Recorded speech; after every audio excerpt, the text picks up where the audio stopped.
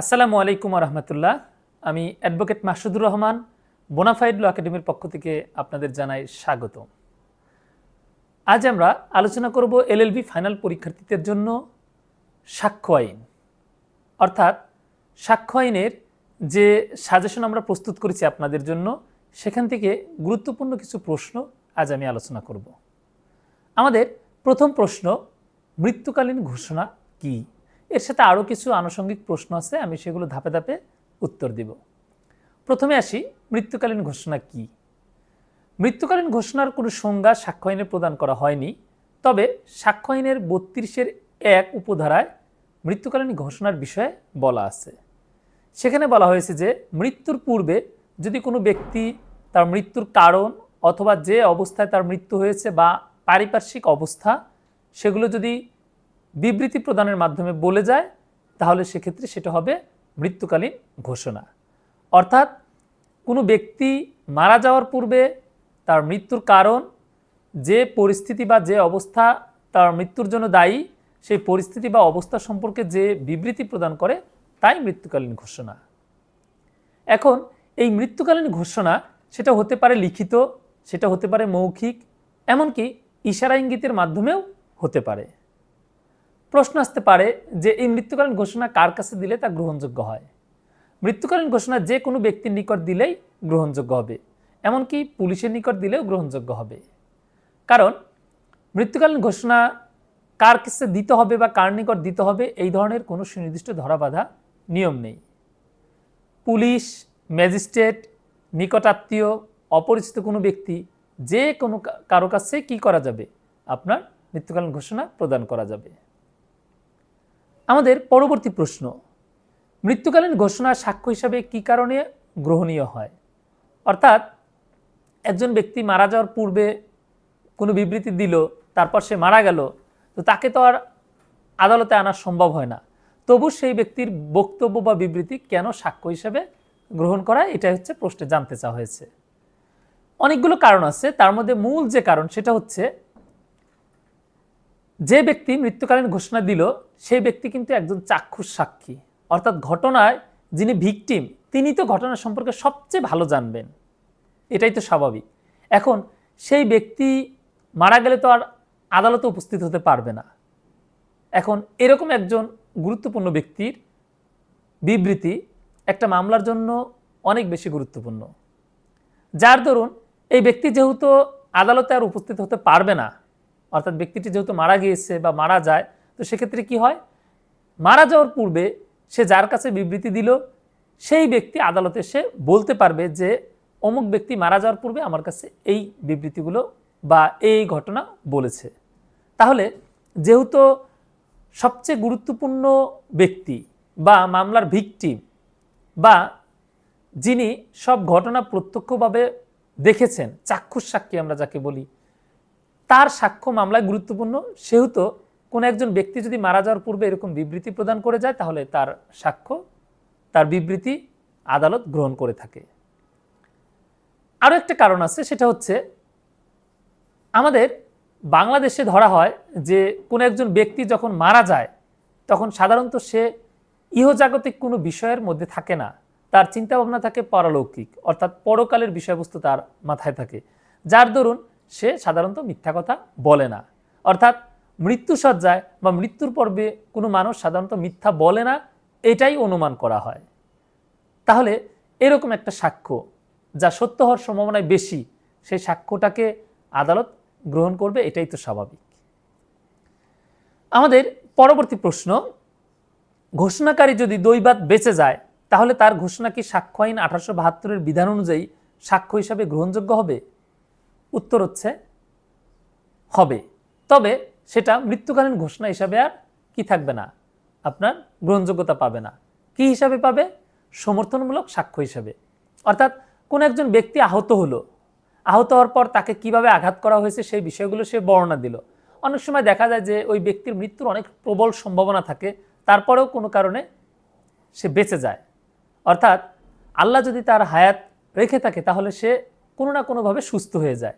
এখন এই যে সে সুস্থ হলো, তো তার যে ডিক্লারেশনগুলো ছিল, তার যে বিবৃতিগুলো ছিল, বা সে যে বিবৃতি প্রদান করেছিল তার কোনো গ্রহণযোগ্যতা থাকবে কিনা। গ্রহণযোগ্যতা থাকবে সাক্ষ্য আইনের 157 ধারা অনুসারে সমর্থনমূলক সাক্ষ্য হিসেবে, এমনকি 145 ধারা অনুযায়ী তার ওই বিবৃতিগুলোকে কন্ট্রাডিক্ট করার জন্য ব্যবহার করা যাবে। কীরকম আমি একটু বুঝিয়ে বলছি। আপনি একটা বিবৃতি দিলেন যেটা আপনাকে আঘাত করা হয়েছে, কিভাবে কোন পরিস্থিতি আপনি পড়েছিলেন সেই বিষয়ে বিবৃতি দিলেন। যদি আপনি মারা যান তাহলে সেটা হয়ে যাবে ডাইং ডিক্লারেশন, আর যদি মারা না যান তাহলে সেটা আপনার স্টেটমেন্ট বা বিবৃতি। এখন আপনি তো যেহেতু জীবিত আছেন, আপনি আদালতে এসে সাক্ষ্য দিবেন। আপনি যখন আদালতে এসে সাক্ষ্য দিবেন তখন আপনার আগের বিবৃতির সাথে সেটা মেলানো হবে। যদি আগের বিবৃতির সাথে সেটার মিল পাওয়া যায় তাহলে এটা হবে সমর্থনমূলক সাক্ষ্য, অর্থাৎ আগের বিবৃতিটি তখন সমর্থনমূলক সাক্ষ্য হিসাবে ব্যবহৃত হবে। কিন্তু যদি মিল না পাওয়া যায়, অর্থাৎ আগে একরকম বিবৃতি দিয়েছিলেন এখন আবার অন্যরকম বিবৃতি দিচ্ছেন, তখন কিন্তু অপরপক্ষ এটা আপনার বিরুদ্ধে ব্যবহার করতে পারবে যে আপনি দুইবার দুই রকম বিবৃতি দিয়েছেন। তাহলে আমরা দেখলাম যে কোনো ব্যক্তি যদি মৃত্যুকালীন ঘোষণা প্রদান করে দৈবাত বেঁচে যায় তাহলে তার ওই বিবৃতি সমর্থনমূলক সাক্ষ্য হিসেবে গ্রহণযোগ্য হয়। আমাদের পরবর্তী প্রশ্ন, মৃত্যুকালীন ঘোষণা বিষয়ে ইংলিশ আইন এবং বাংলাদেশের আইনের মধ্যে পার্থক্য। ইংলিশ আইন বলতে এখানে বোঝানো হচ্ছে ব্রিটিশ আইন, অর্থাৎ ব্রিটিশদের যে আইন বা ইংল্যান্ডের যে আইন সেই আইনের সাথে বাংলাদেশের আইনে মৃত্যুকালীন ঘোষণার বিষয়ে কি তফাৎ আছে। এখানে দুটো পার্থক্য গুরুত্বপূর্ণ। প্রথমটা হচ্ছে ব্রিটেনে বা ইংল্যান্ডে মৃত্যুকালীন ঘোষণা শুধু ফৌজদারি মামলার ক্ষেত্রেই প্রযোজ্য হয়, দেওয়ানি মোকদ্দমা এটা প্রযোজ্য হয় না। কিন্তু বাংলাদেশে দেওয়ানি এবং ফৌজদারি উভয় মামলার ক্ষেত্রে মৃত্যুকালীন ঘোষণা প্রযোজ্য হয়। আর আরেকটি পার্থক্য হচ্ছে বাংলাদেশের আইনে বলা হয়েছে যে মৃত্যুকালীন ঘোষণা দেওয়ার ক্ষেত্রে ওই ব্যক্তির মৃত্যুর আশঙ্কা বা না থাকুক বা না থাকুক, অর্থাৎ ওই ব্যক্তির যদি মৃত্যুর আশঙ্কা নাও থাকে তারপরেও সেটা মৃত্যুকালীন ঘোষণা হিসেবে বিবেচিত হবে। কিন্তু ব্রিটেনের আইনে বলা হয়েছে যে মৃত্যুর আশঙ্কা থাকতে হবে। আমাদের পরবর্তী প্রশ্ন, যদি মৃত্যুকালীন ঘোষণাটি সত্য যথার্থ বলিয়া প্রমাণিত হয় তাহলে শুধুমাত্র উহার উপর নির্ভর করে আসামিকে কি দোষী সাব্যস্ত করা যায়? উত্তর হচ্ছে হ্যাঁ, যায়। অর্থাৎ আদালত যখন সাক্ষ্য প্রমাণাদি গ্রহণ করেন তারপর তিনি যদি এটা বিবেচনা করেন যে মৃত্যুকালীন ঘোষণাটি সত্য যথার্থ, অর্থাৎ মৃত্যুকালীন ঘোষণাটাকে যখন তিনি বিশ্বাস করবেন সত্য হিসাবে, তখন সেই মৃত্যুকালীন ঘোষণার উপর ভিত্তি করে আসামিকে শাস্তি দেওয়া যাবে। তাহলে কন্ডিশন কি? মৃত্যুকালীন ঘোষণাটিকে আদালত সত্য বলে যখন বিশ্বাস করবে তখনই আদালত এটার উপর নির্ভর করে শাস্তি দিতে পারবে। অর্থাৎ শুধু মৃত্যুকালীন ঘোষণা হলেই হবে না, যে কোনো মৃত্যুকালীন ঘোষণাই পর্যাপ্ত, বিষয়টি এরকম নয়। একটা মামলা প্রমাণের জন্য অন্যান্য সাক্ষ্য, বিশেষ করে পারিপার্শ্বিক সাক্ষ্য সহ অন্য সাক্ষীদের বক্তব্য বিবৃতি এগুলোও গুরুত্বপূর্ণ। কিন্তু যদি এমনটা হয় যে আদালত মৃত্যুকালীন ঘোষণাটাকে বিশ্বাস করছে যে হ্যাঁ মৃত্যুকালীন ঘোষণা যেটা দেওয়া হয়েছে সেটা পারিপার্শ্বিক সাক্ষ্য পারিপার্শ্বিক অবস্থার সাথে মিলে যায়, তাহলে আদালত সেই মৃত্যুকালীন ঘোষণার ভিত্তিতে শাস্তি প্রদান করতে পারবে। মৃত্যুকালীন ঘোষণার যে প্রশ্নটি আমরা আলোচনা করলাম এই সংক্রান্ত অনেকগুলো প্রশ্ন আমরা দেখলাম। এই সবগুলো প্রশ্নই কিন্তু আপনাদের পরীক্ষার জন্য খুবই গুরুত্বপূর্ণ। অর্থাৎ ডাইং ডিক্লারেশন বা মৃত্যুকালীন ঘোষণা এই বিষয়টি বা এই টপিক্সটি আপনাদের পরীক্ষার জন্য অত্যন্ত গুরুত্বপূর্ণ। আমরা আরও অন্যান্য টপিক্স নিয়ে আলোচনা করব, তার আগে আপনাদের জন্য ছোট্ট একটি বিজ্ঞাপন আছে। 10 সেপ্টেম্বর থেকে আমরা আপনাদের জন্য একটি অনলাইন কোর্স চালু করেছি, অর্থাৎ যারা এলএলবি ফাইনাল পরীক্ষা দিবেন তাদের জন্য আমরা 10 সেপ্টেম্বর থেকে একটি অনলাইন কোর্স চালু করেছি, যার ক্লাস হবে রাত 8টার সময় এবং সবগুলো ক্লাস হবে জুম মিটিংয়ে এবং সবগুলো ক্লাসই রেকর্ড করা থাকবে। আপনি যদি কোনো কারণে মূল ক্লাসে অংশগ্রহণ করতে না পারেন আপনি পরবর্তীতে ওই রেকর্ডগুলো বারবার শুনতে পারবেন। আর আমাদের এই কোর্সের ফি হচ্ছে মাত্র 8,000 টাকা। কিন্তু আপনার জন্য আছে দারুণ একটি সুযোগ। আপনি যদি 7 সেপ্টেম্বরের মধ্যে ভর্তি হন তাহলে আপনি মাত্র 6,000 টাকা দিয়ে এই কোর্সটি করতে পারবেন। আর এই কোর্সে ভর্তি হলে আপনি পাচ্ছেন বোনাফাইড ল একাডেমি কর্তৃক প্রকাশিত আমাদের স্পেশাল হ্যান্ডনোট বা লেকচার শিট। আপনারা স্ক্রিনে দেখতে পাচ্ছেন যে আপনাদের জন্য এরকম তৈরি করা হয়েছে স্পেশাল সাজেশন। প্রত্যেকটা সাবজেক্টের সম্ভাব্য যে প্রশ্নগুলো আসতে পারে বিগত সালের প্রশ্নগুলো আমরা অ্যানালাইসিস করে আমরা এরকম প্রশ্ন বাছাই করেছি যে আপনাদের এই পরীক্ষার জন্য কোন প্রশ্নগুলো গুরুত্বপূর্ণ। এছাড়া আপনারা পাচ্ছেন প্রত্যেকটা সাবজেক্টে, অর্থাৎ প্রথম পত্র দ্বিতীয় পত্র এরকম করে প্রত্যেকটা সাবজেক্টের আলাদা আলাদা করে লেকচার শিট আপনারা দেখতে পাচ্ছেন। আশা করি প্রত্যেকটা সাবজেক্টের আলাদা করে আমরা লেকচার শিট প্রদান করছি এই লেকচার শিটটা আপনি সম্পূর্ণ ফ্রিতে পাবেন যদি আপনি আমাদের এই কোর্সে ভর্তি হন। আর আপনি যদি চান যে আপনি শুধু এই লেকচার শিটটি সংগ্রহ করবেন, সেক্ষেত্রে আপনি এটা সংগ্রহ করতে পারেন। বাংলাদেশের যে কোনো প্রান্ত থেকে আপনি সুন্দরবন কুরিয়ার সার্ভিসের মাধ্যমে আমাদের এই লেকচার শিটটি সংগ্রহ করতে পারবেন। সেক্ষেত্রে ক্যাপশনে যে মোবাইল নাম্বার দেওয়া আছে সেই নম্বরে আপনি মাত্র 1250 টাকা সেন্ড মানি করে আপনি আপনার ঠিকানা প্রদান করে বাংলাদেশের যে কোনো প্রান্ত থেকে এই লেকচার শিটটি সংগ্রহ করতে পারবেন। তো আমি আলোচনা করছিলাম সাক্ষ্য আইন। সাক্ষ্য আইনের আমাদের পরবর্তী প্রশ্ন হচ্ছে, বৈরী সাক্ষী বলতে কি বুঝো? Hostile witness. এর সাথে আমরা আরও আনুষঙ্গিক কিছু প্রশ্ন দেখব। তো প্রথমে আমরা দেখি হোস্টাইল উইটনেস বা বৈরী সাক্ষী বলতে আসলে কি বোঝায়। বৈরী সাক্ষী বা হোস্টাইল উইটনেসের কোনো সংজ্ঞা সাক্ষ্য আইনে প্রদান করা হয়নি। সাক্ষ্য আইনের 154 ধারার প্রয়োগের ক্ষেত্রে এই শব্দটি ব্যবহার করা হয়। কখন ব্যবহার করা হয়? যদি এরকম হয় যে পক্ষ সাক্ষী আহ্বান করেছে, অর্থাৎ যে পক্ষ সাক্ষী ডেকেছে বা কল করেছে, সেই পক্ষে সাক্ষ্য দিতে এসে সাক্ষী যদি অপর পক্ষ দ্বারা প্রভাবিত হয়ে, অপর পক্ষ দ্বারা, আমি আবার বলছি, অপর পক্ষ দ্বারা প্রভাবিত হয়ে বা অপর পক্ষের সাথে যোগ সাজস করে সত্য গোপন করে মিথ্যা সাক্ষ্য দেয়, তখন যে পক্ষ সাক্ষীকে ডেকেছে বা আহ্বান করেছে সেই পক্ষ আদালতের কাছে আবেদন করতে পারে ওই সাক্ষীকে বৈরী ঘোষণা করার জন্য। তাহলে খেয়াল করেন, কোন পক্ষ সাক্ষীকে বৈরী ঘোষণার জন্য আবেদন করবে? যে পক্ষ সাক্ষীকে ডেকেছে বা সাক্ষী আহ্বান করেছে। আর এই যে বৈরী ঘোষণার আবেদন করা, এটা কিন্তু বাধ্যতামূলক। আপনি লিখিতভাবে আবেদন করেন আর মৌখিকভাবে আবেদন করেন, আপনাকে আবেদন করতে হবে আদালতের নিকট। আদালত তার সে বিবেচনায় যদি আদালত দেখে যে হ্যাঁ, সাক্ষীর তার বডি ল্যাঙ্গুয়েজ, তার কথাবার্তা, তার আচার আচরণ এরকম যে যে পক্ষ সাক্ষী ডেকেছে সেই পক্ষের বিরুদ্ধাচরণ করছে, হয় সেটা শত্রুতাবশত, হয় সেটা কোনো রাগ বা ক্ষোভ থেকে, অথবা অপরপক্ষ দ্বারা প্রভাবিত হয়ে, তখন আদালত তাকে বৈরী ঘোষণা করতে পারে। আর যখনই আদালত তাকে বৈরী ঘোষণা করবে, অর্থাৎ হোস্টাইল উইটনেস ঘোষণা করবে, তখন তাকে যে পক্ষ সাক্ষী আহ্বান করেছে সেই পক্ষ জেরা করতে পারবে। এক্ষেত্রে আমাদের পরবর্তী প্রশ্ন হচ্ছে, কোনো পক্ষ কি তার নিজের সাক্ষীকে জেরা করতে পারে? উত্তর হচ্ছে হ্যাঁ, পারে। অর্থাৎ যে পক্ষ সাক্ষী আহ্বান করলো সেই পক্ষ তার নিজের সাক্ষীকেই জেরা করবে।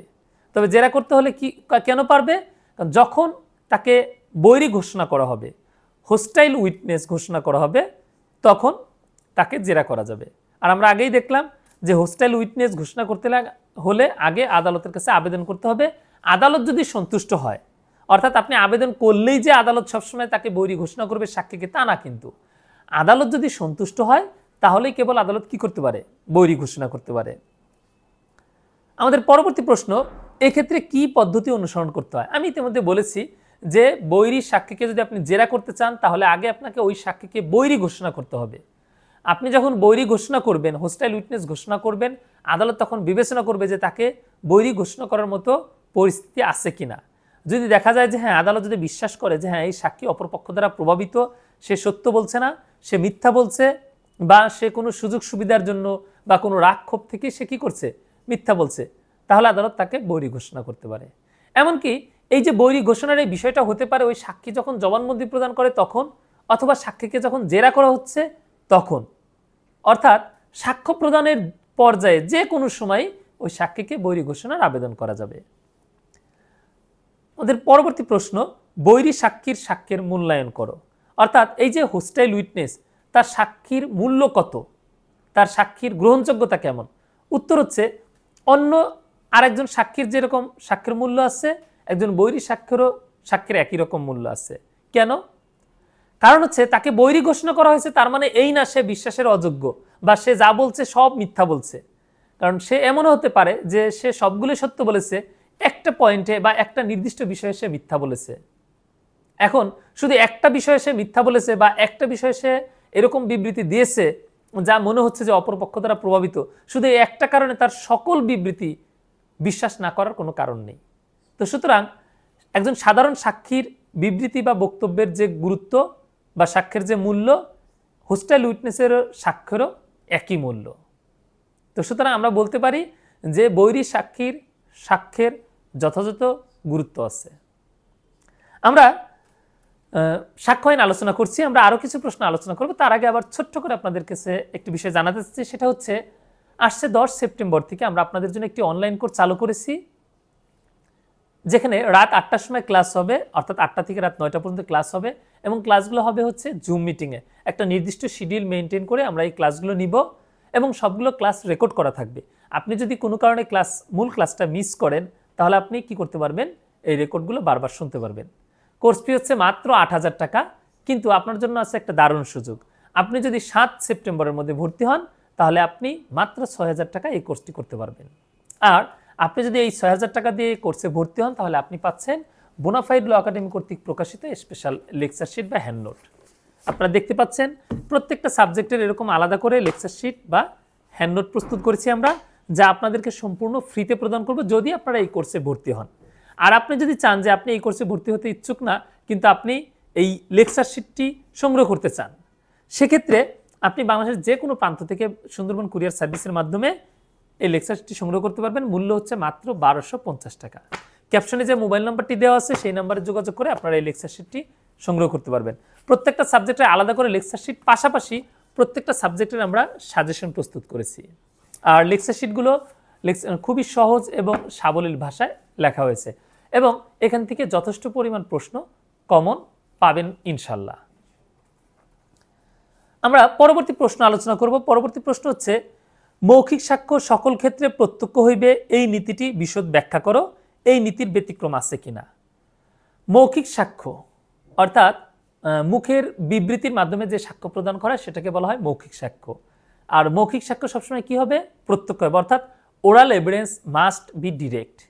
সাক্ষ্য আইনের 60 ধারায় এই নীতিটি বর্ণনা করা আছে।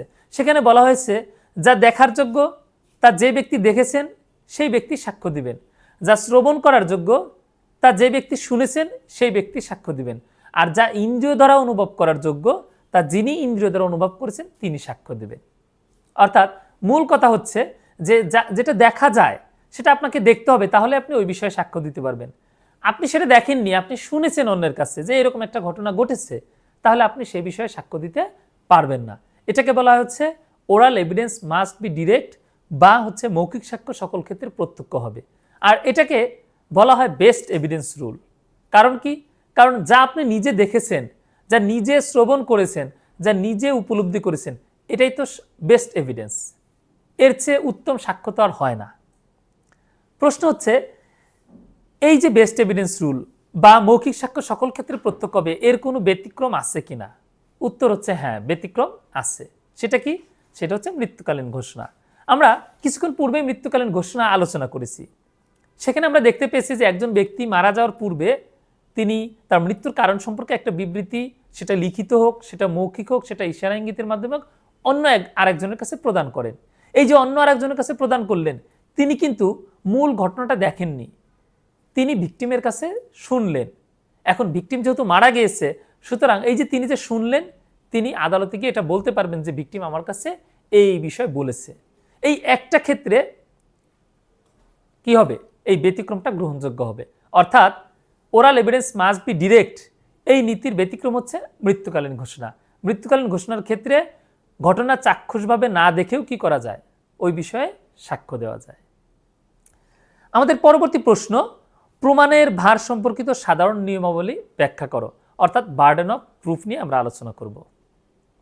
বার্ডেন অফ প্রুফ বলা হয়েছে সাক্ষ্য আইনের 101 ধারা থেকে 114 ধারা পর্যন্ত। তার মধ্যে আমরা গুরুত্বপূর্ণ যে ধারা, সেই ধারাগুলোই আলোচনা করব। প্রথমেই 101 ধারায় বলা হয়েছে, যদি কোনো ব্যক্তি কোনো ঘটনার অস্তিত্বের উপর নির্ভর করে কোনো দায় বা কোনো অধিকার দাবি করেন এবং সেই দায় বা অধিকার বিষয়ে আদালতের রায় প্রার্থনা করেন, তাহলে সেটা তিনি নিজেই প্রমাণ করবেন। অর্থাৎ প্রমাণের দায়ভারটা তখন তার উপর বর্তাবে। আমরা যদি আরো সহজ করে বলি, একটা দেওয়ানি বা ফৌজদারি মামলায় প্রমাণের দায়ভার সাধারণত কার উপর থাকবে, যে পক্ষ মামলা দায়ের করলো তার উপর থাকবে। কারণ সেই পক্ষই তো আদালতের কাছে কি চাচ্ছে, রায় প্রার্থনা করছে। তো 101 ধারা অনুযায়ী মামলা প্রমাণের দায়ভার সাধারণত বাদী বা ফরিয়াদি বা রাষ্ট্রপক্ষের উপর বর্তায়। আবার 102 ধারায় বলেছে যে কোনো পক্ষ থেকে যদি কোনো সাক্ষ্য প্রদান করা না হয়, তাহলে যে পক্ষ মামলায় হেরে যাবে সেই পক্ষকেই সেটা প্রমাণ করতে হবে। অর্থাৎ কোনো এভিডেন্স যদি আদালতে দেওয়া না হয় তাহলে যে পক্ষ মামলায় হেরে যাবে, মানে কি প্রাথমিকভাবে মনে হচ্ছে যে এই পক্ষ হেরে যাবে, তাহলে তাকেই সেই বিষয়টা প্রমাণ করতে হবে। আমি এক্ষেত্রে দুটো উদাহরণ দিব, দুটো উদাহরণের মাধ্যমে আমি স্পষ্ট করার চেষ্টা করব। ক, ক্ষয়ের বিরুদ্ধে মামলা দায়ের করলো একটি জমির মালিকানা নিয়ে, যে এই জমির মালিক ক, এবং ক দাবি করল যে ক্ষয়ের পিতা গ তাকে উইল করে এই জমিটি দিয়েছে, জমিটির দখলে আছে বর্তমানে খ। এখন খেয়াল করেন, ক এবং খ কেউ যদি কোনো ধরনের কোনো সাক্ষ্য না দেয়, মামলায় কে জিতবে? খ জিতবে, কারণ জমির দখলে কে আছে? বর্তমানে খ আছে। তাহলে মামলায় হেরে যাবে কে? ক হেরে যাবে। সেক্ষেত্রে প্রমাণের দায়ভার ক এর উপর বর্তাবে। একটা বিষয় খেয়াল করবেন, সে এখানে বাদী নাকি বিবাদী এটা ইস্যু না, ইস্যু হচ্ছে মামলায় কে হেরে যাবে। মামলায় হেরে যাবে ক। কেন? কারণ ক যে দাবিটা করেছে সেই দাবির প্রাথমিক কোনো প্রমাণাদি নেই, বরঞ্চ খ যে সম্পত্তির দখলে আছে এই কারণে খকে প্রাথমিকভাবে মালিক হিসেবে বিবেচনা করা হচ্ছে। কিন্তু যদি এরকমটা হয় যে ক বন্ডমূলে টাকা পাওয়ার মামলা দায়ের করলো ক্ষয়ের বিরুদ্ধে, অর্থাৎ ক এবং ক্ষয়ের মধ্যে একটা বন্ড হয়েছে, বন্ড সম্পাদন হয়েছে, সেই বন্ড মূলে ক ক্ষয়ের নিকট পাওনা টাকা দাবি করে মামলা দায়ের করলো। খ এই বন্ডের বিষয়টি স্বীকার করলো, কিন্তু খ বলল যে আমার সাথে ক প্রতারণা করে এই বন্ডটি সম্পাদন করেছে, আমি বন্ড বিষয়ে কিছু জানতাম না, আমাকে মিথ্যা কথা বলেছে, আমাকে প্রতারণা করেছে আমার সাথে, আমি এর জন্য স্বাক্ষর করেছি। এখন ক এবং খ কোনো পক্ষই যদি কোনো সাক্ষ্য না দেয় তাহলে এই মামলায় ক জিতবে, খ হেরে যাবে। কেন? ক দাবি করেছে বন্ডমূলের টাকা, খ সেটা অ্যাডমিট করেছে, হোক সেটা লিখিত জবাবের মাধ্যমে অথবা অন্য কোনোভাবে। যেহেতু সে এটা অ্যাডমিট করে নিয়েছে, স্বীকার করে নিয়েছে, এবং সে দাবি করেছে যে এটা প্রতারণামূলকভাবে করা হয়েছে এই বন্ডটি, এখন যদি এই যে সে এখন সাক্ষ্য প্রদান না করে তাহলে তো তার প্রতারণা প্রমাণ করা হচ্ছে না। তো সাক্ষ্য প্রদান যেহেতু কোনো পক্ষ এখনো করেনি, তাহলে প্রাথমিকভাবে এই মামলায় জিতবে ক, হেরে যাবে খ। অর্থাৎ যার বিরুদ্ধে মামলা দায়ের করা হয়েছে সে হেরে যাবে, এটা প্রমাণের দায়ভার এর জন্য ক্ষয়ের উপর বর্তাবে। আর 103 ধারায় বলা হয়েছে যে পার্টিকুলার কোনো ফ্যাক্ট, নির্দিষ্ট কোনো ঘটনা যে ব্যক্তি আদালতকে বিশ্বাস করাতে চায় সেটা তাকেই প্রমাণ করতে হবে। ক ক্ষয়ের বিরুদ্ধে চুরির মামলা দায়ের করলো, এবং এই মামলা দায়ের করে সে বলল যে খ গয়ের নিকট বলেছে যে সে চুরি করেছে, অর্থাৎ খ যে চুরি করেছে এই বিষয়টা সে স্বীকার করেছে কার কাছে? গয়ের কাছে। এখন এই যে পার্টিকুলার ফ্যাক্টটা খ যে এটা স্বীকার করেছে, এটা প্রমাণের দায়ভার ক এর উপর, কারণ এটা একটা পার্টিকুলার ফ্যাক্ট যা খ গয়ের নিকট বলেছে, এটা ক দাবি করছে, সুতরাং এটা ককেই প্রমাণ করতে হবে। আবার ওই চুরির মামলাতেই খ বলল যে যখন চুরির ঘটনাটা ঘটেছে তখন তো আমি বাংলাদেশেই ছিলাম না, আমি তো দেশের বাইরে ছিলাম। এই যে সে ঘটনাস্থলে ছিল না, সে বাংলাদেশের বাইরে ছিল বা অন্য কোথাও ছিল, যেটাকে আমরা বলি প্লি অফ অ্যালিবাই, এই প্লি অফ অ্যালিবাই দাবি করলো কে? খ, অর্থাৎ আসামি। এখন আসামিকে এটা প্রমাণ করতে হবে সে ঘটনাস্থলে ছিল না। তাহলে দেখেন যে পার্টিকুলার ফ্যাক্ট যে প্রমাণ করতে চাচ্ছে, হোক সেটা বাদী, হোক সেটা বিবাদী, হোক সেটা ফরিয়াদি, হোক সেটা আসামি, সেটা তাকেই প্রমাণ করতে হচ্ছে।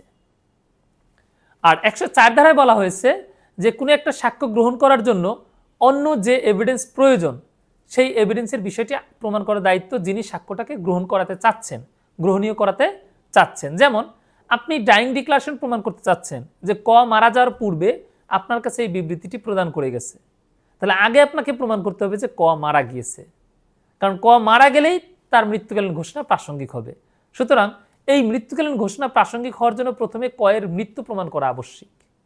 ঠিক একই রকমভাবে আপনি কোনো একটা দলিল ফটোকপি দিয়ে প্রমাণ করতে চাচ্ছেন, তাহলে আগে আপনাকে প্রমাণ করতে হবে মূল দলিলটি হারিয়ে গিয়েছে, মূল দলিলটি নষ্ট হয়ে গিয়েছে, মূল দলিলটি চুরি হয়ে গেছে, এরকম। তখনই আপনি কেবল ফটোকপি বা সেকেন্ডারি এভিডেন্স দিয়ে প্রমাণ করতে পারবেন। আর সাক্ষ্যের 105 ধারায় বলা হয়েছে যে আসামি যদি জেনারেল এক্সেপশন অর্থাৎ দণ্ডবিধির 4th অধ্যায়ের সাধারণ ব্যতিক্রম দাবি করে তাহলে সেটা আসামিকে প্রমাণ করতে হবে। যেমন আসামি দাবি করলো যে সে তার ব্যক্তিগত আত্মরক্ষা প্রয়োগ করতে গিয়ে কি করেছে? আঘাত করেছে, তাহলে সে যে ব্যক্তিগত আত্মরক্ষা প্রয়োগ করেছে এটা তাকেই প্রমাণ করতে হবে। আবার আসামি যে দাবি করে যে সে নেশাগ্রস্ত ছিল, তাকে জোরপূর্বক নেশাগ্রস্ত করানো হয়েছে, সে কাজের ফলাফল বুঝতে পারেনি, আসামি যে নেশাগ্রস্ত ছিল এটা আসামিকেই প্রমাণ করতে হবে। এরপর আমরা আলোচনা করবো 106 ধারা, যেখানে বলা হয়েছে যে কোনো ঘটনা বিশেষভাবে যার নলেজে থাকে সেটা তাকেই প্রমাণ করতে হয়। যেমন আপনি ট্রেনের টিকিট কেটে ভ্রমণ করছেন, কিছুক্ষণ পর টিকিট চেকার আপনার কাছে টিকিট চাইলো, আপনি টিকিটটা হারিয়ে ফেলেছেন। এখন আপনি যে টিকিট কেটেছিলেন এটা আপনাকেই প্রমাণ করতে হবে, কারণ টিকিট কাটার বিষয়টি আপনার নলেজেই ভালোভাবে থাকবে। ঠিক একই রকমভাবে হাজব্যান্ড ওয়াইফ একত্রে বসবাস করে, ওয়াইফ মারা গেল, হাজব্যান্ডের বিরুদ্ধে মামলা দায়ের করা হলো, হাজব্যান্ড যদিও আসামি, তবুও হাজব্যান্ডকে এক্ষেত্রে প্রমাণ করতে হবে যে সে তার ওয়াইফকে খুন করেনি। কারণ সাধারণত মামলা প্রমাণের দায়ভার কার উপর? যে পক্ষ মামলা দায়ের করে, অর্থাৎ স্ত্রীর পক্ষে যারা মামলা দায়ের করেছে তাদের প্রমাণের দায়িত্ব। কিন্তু 106 ধারা অনুযায়ী বলা হচ্ছে যে এই ঘটনাটা বিশেষভাবে কার নলেজে থাকবে? হাজব্যান্ডের, যে তার ওয়াইফের সাথে সে একত্রে বসবাস করে, তার ওয়াইফ কিভাবে মারা গেল। সুতরাং এক্ষেত্রে হাজব্যান্ডকে প্রমাণ করতে হবে যে তার স্ত্রীকে সে হত্যা করেনি। এটাকে বলা হয় যে ওয়াইফ কিলিং কেস। এরকম হাজব্যান্ড ওয়াইফ একত্রে থাকা অবস্থায় যদি হাজব্যান্ড মারা যায় সেক্ষেত্রে আবার বার্ডেন অফ প্রুফ ওরকম স্ত্রীর উপর বর্তাবে। আর 107 এবং 108 ধারার বিষয়ে বলা হয়েছে যে 107 ধারাটা আগে আমরা আলোচনা করি, তারপর 108, তাহলে সহজ হবে। 107 ধারা বলা হয়েছে যে কোনো ব্যক্তি জীবিত না মৃত এরকম যদি প্রশ্ন উত্থাপন হয় এবং সেই ব্যক্তিকে যদি 30 বছরের মধ্যে জীবিত দেখা যায়, তাহলে যে ব্যক্তি দাবি করবে যে ওই ব্যক্তি মৃত সেটা তাকেই প্রমাণ করতে হবে। আর 108 ধারায় শর্ত জুড়ে দিয়ে বলা হয়েছে যে যে কোনো ব্যক্তি জীবিত নাকি মৃত এরকম প্রশ্ন যদি উত্থাপন হয়, সেক্ষেত্রে যদি এরকম হয় যে সাধারণভাবে তার খোঁজখবর যারা পেত তারা 7 বছর ধরে তার কোনো খোঁজখবর পায় না, সেক্ষেত্রে ওই ব্যক্তিকে যিনি জীবিত দাবি করবেন প্রমাণের দায়ভার তার উপর বর্তাবে। অর্থাৎ 7 বছর ধরে একজন ব্যক্তি নিখোঁজ, তার খোঁজখবর কেউই জানে না, বিশেষ করে তার পরিচিতজনরা জানে না, তখন আইন তাকে কিন্তু মৃত ধরে নিচ্ছে। কেউ যদি তখন তাকে জীবিত দাবি করে সেটা বার্ডেন অফ প্রুফ তার উপর বর্তাবে। এরপরে আমরা এখান থেকে আরেকটি গুরুত্বপূর্ণ ধারা আলোচনা করব, সেটা হচ্ছে 109। 109 ধারায় বলা হয়েছে যে যদি কখনো এরকমটা প্রমাণ হয় যে কোনো দুইজন ব্যক্তির মধ্যে পার্টনারশিপ ছিল, অথবা তাদের মধ্যে ওনার এবং আপনার প্রজা এরকম টিনেন্ট সম্পর্ক ছিল, অথবা প্রিন্সিপাল আর এজেন্ট এরকম সম্পর্ক ছিল, তাহলে সেক্ষেত্রে ওই সম্পর্ক যে ছিল না এটা যে অস্বীকার করবে, অথবা তাদের মধ্যে যে বর্তমানে এই সম্পর্ক নেই এটা যিনি দাবি করবেন প্রমাণের দায়ভার তার উপর বর্তাবে। যেমন ক এবং খ, ক হচ্ছে প্রিন্সিপাল, খ হচ্ছে তার এজেন্ট। ক এর এজেন্ট হিসেবে কয়েকটি কাজ সম্পাদন করেছে, কিন্তু পরবর্তীতে খ দাবি করছে সে কখনো ক এর এজেন্ট ছিল না বা সে ক এর এজেন্ট না, এখন সেটা তাকেই প্রমাণ করতে হবে। এটা হচ্ছে 109 ধারার বিধান। আর 110 ধারা বলছে মালিকানার বিষয়টি, সাধারণভাবে যিনি দখলে থাকবেন তার মালিকানা যদি কেউ অস্বীকার করে তাহলে যিনি অস্বীকার করলেন তাকেই প্রমাণ করতে হবে। আর 111 ধারাটা গুরুত্বপূর্ণ, যে যদি কখনো কোনো লেনদেনের ক্ষেত্রে সরল বিশ্বাসের প্রশ্ন উত্থাপন হয়, গুড ফেইথের, তাহলে যার উপর অ্যাক্টিভ কনফিডেন্স অর্থাৎ আস্থার সম্পর্ক, প্রমাণের দায়ভার তার উপর। যেমন পিতা যদি তার নাবালক পুত্রের কোনো সম্পত্তি হস্তান্তর করে, বিক্রয় করে, দান করে, ইত্যাদি করে, সেটা যে সন্তানের কল্যাণার্থে সে সরল বিশ্বাসে করেছে, এটা প্রমাণের দায়ভার পিতার উপর বর্তাবে, কারণ পিতার উপর অ্যাক্টিভ কনফিডেন্স থাকে। একই রকমভাবে আইনজীবী ও মক্কেলের মধ্যে যদি এরকম কার্য হয় সেক্ষেত্রে আইনজীবীর উপর প্রমাণের দায়ভার থাকবে। শিক্ষক ছাত্র, হাজব্যান্ড ওয়াইফ অর্থাৎ যার ডমিনেটিং পজিশন আছে তাকে এটা প্রমাণ করতে হবে। এটা বলা হয়েছে অ্যাক্টিভ কনফিডেন্স, সক্রিয় আস্থা যার উপর। আর 112 ধারা আমরা আলোচনা করব সর্বশেষ, যেখানে বলা হয়েছে যে যদি কখনো এরকম হয় যে কোনো ব্যক্তি, কোনো স্বামী বা স্ত্রীর মধ্যে বিবাহ চলমান থাকা অবস্থায় যদি কোনো সন্তান হয়, অথবা তাদের যদি বিবাহ বিচ্ছেদ হওয়ার 280 দিনের মধ্যে কোনো সন্তান হয়, এবং ওই স্ত্রী যদি আপনার অন্য কোথাও কি না করে, বিয়ে না করে, তাহলে সেই সন্তানটি ওই স্বামীর হিসাবে গণ্য করা হবে। যদি না এরকম পরিস্থিতি হয় যে তাদের মধ্যে আপনার ইন্টারকোর্স করার অর্থাৎ শারীরিক সম্পর্ক করার কোনো সুযোগ ছিল না, এই বিষয়টা যদি স্বামী দেখাতে না পারে, আর এটা হয়ে যাবে কনক্লুসিভ প্রুফ অর্থাৎ চূড়ান্ত প্রমাণ, এই বিষয়ে কোনো সাক্ষ্য দেওয়া যাবে না। তাহলে 112 ধারার মূল বিষয় হচ্ছে বিয়ে চলাকালীন কোনো সন্তান হলে সেটা ওই স্বামীর বৈধ সন্তান হিসেবে গণ্য হবে। কেমন? বিয়ে করেছেন, বিয়ের 6 মাস পর বাচ্চা হলো, এখন এই যে বিয়ের 6 মাস বা 3 মাস এমনকি 2 মাস পর যে বাচ্চাটা হলো, যেহেতু বিয়ে চলমান আছে সেক্ষেত্রে ওই সন্তানকে ওই স্বামীর গণ্য করা হবে। তবে স্বামী এক্ষেত্রে দেখাতে পারবে যে তার স্ত্রী যে সময় প্রেগনেন্ট হয়েছে সেই সময় তার সাথে কোনো শারীরিক সম্পর্কের সুযোগ ছিল না। আর যদি স্বামী স্ত্রীর ডিভোর্স হয়ে যায় সেক্ষেত্রে 280 দিনের মধ্যে যদি ওই স্ত্রী বাচ্চা প্রসব করে এবং ওই স্ত্রী যদি অন্য কারোর সাথে বিবাহ না হয় তাহলে ওই সন্তানটিকে ওই স্বামীর হিসেবে গণ্য করা হবে, যা কনক্লুসিভ প্রুফ বা চূড়ান্ত প্রমাণ হিসেবে বিবেচিত হবে। সাক্ষ্য আইনের আমরা গুরুত্বপূর্ণ প্রশ্নগুলো আলোচনা করলাম। সাক্ষ্য আইনের আরও গুরুত্বপূর্ণ প্রশ্নগুলো আপনারা আমাদের লেকচার শিটে বা হ্যান্ডনোটে পাবেন। তো আজ শেষ করব, তার আগে আপনাদের ছোট্ট করে একটা বিজ্ঞাপন দিচ্ছি। সেটা হচ্ছে আসছে আগামী 10 সেপ্টেম্বর আমরা আপনাদের জন্য একটি অনলাইন কোর্স চালু করেছি। ক্লাসগুলো হবে রাত 8টার সময় নির্দিষ্ট শিডিউল মেনটেন করে এবং সবগুলো ক্লাস রেকর্ড করা হবে। অর্থাৎ জুম মিটিংয়ের মাধ্যমে যে ক্লাসগুলো হবে সেখানে আপনি অংশগ্রহণ করতে পারবেন। কোনো কারণে যদি আপনি অংশগ্রহণ করতে না পারেন, ব্যস্ততার জন্য মিস করে যান, তাহলে আপনি পরবর্তীতে এই ক্লাসের রেকর্ডগুলো শুনতে পারবেন। কোর্স ফি হচ্ছে মাত্র 8,000 টাকা। কিন্তু আপনি যদি 7 সেপ্টেম্বরের মধ্যে ভর্তি হন তাহলে আপনার জন্য একটি দারুণ অফার আছে। সেটা হচ্ছে মাত্র 6,000 টাকায় আপনি এই কোর্সটি করতে পারবেন এবং এই কোর্সে ভর্তি হলে আপনি পাশাপাশি পাচ্ছেন বোনাফাইড ল একাডেমি কর্তৃক প্রকাশিত স্পেশাল সাজেশন, যেটা আপনারা দেখতে পাচ্ছেন। প্রত্যেকটা সাবজেক্টেরই আমরা সাজেশন প্রস্তুত করেছি, অর্থাৎ বিগত সালের প্রশ্নগুলো বিশ্লেষণপূর্বক আমরা প্রত্যেকটা সাবজেক্ট থেকেই প্রশ্ন দিয়েছি, বাছাইকৃত প্রশ্ন। এবং পাশাপাশি আপনারা পাচ্ছেন প্রত্যেকটা সাবজেক্টের লেকচার শিট, প্রথম পত্র থেকে শুরু করে অষ্টম পত্র পর্যন্ত খুব সহজ সাবলীল ভাষায় আমরা লেকচার শিটগুলো প্রস্তুত করেছি আপনাদের জন্য এবং এখান থেকে যথেষ্ট পরিমাণ প্রশ্ন কমন পাবেন ইনশাল্লাহ। ইতিপূর্বের পরীক্ষাগুলোতে আমাদের লেকচার শিট থেকে যথেষ্ট প্রশ্ন কমন এসেছে। তো আজ এই পর্যন্তই। ভালো থাকবেন সবাই। আল্লাহ হাফেজ।